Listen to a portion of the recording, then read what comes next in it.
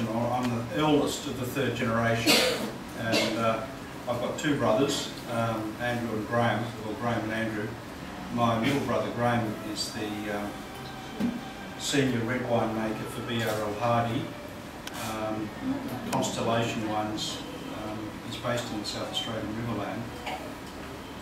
So he really has nothing to do with the family business, but he's a significant winemaker in his own right. And my youngest brother Andrew, he makes the wines from our Rutherglen winery. So we actually have two wineries, one at Rutherglen in northeast Victoria, and one of the things we haven't got is a map to show you where, I don't know, do you know what Victoria looks like? You're allowed to say no. Victoria looks like a triangle, so if you can imagine sort of a straight line down here, which is the border of South Australia in the west, and the Murray River forms the top border. Then if you've got a straight line across the bottom, and Melbourne is sort of over here.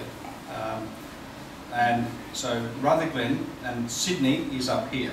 So if you can imagine a triangle looking like that, and Rutherglen is in the northeast, and northeast means it's northeast of Melbourne. So Melbourne's in the south, Rutherglen's in the northeast, and our Swan Hill or Beverford winery at Swan Hill is in the northwest. And so we've got two wineries in two completely separate or different locations. Rutherglen is where my grandfather first started in 1921, and it's still pretty much non-irrigated. There's a small patch of muscat that is irrigated, but it's still dry land, which means that we're getting very low yields. Who's telephone? Sorry. Nice song. So with Rutherglen, it's because it was planted up in the 1920s.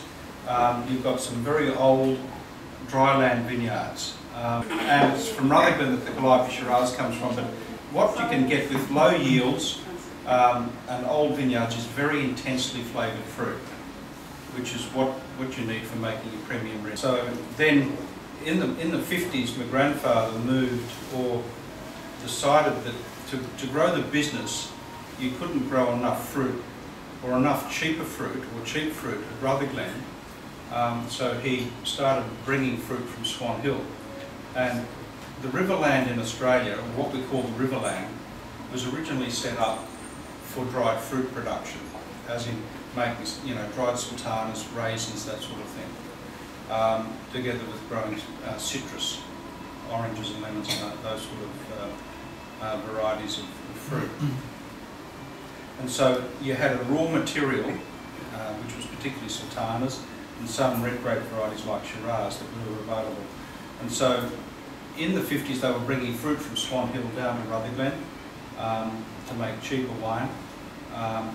Then he decided to build the winery at Swan Hill and expand that as a location, and that's why the two wineries how they came into existence.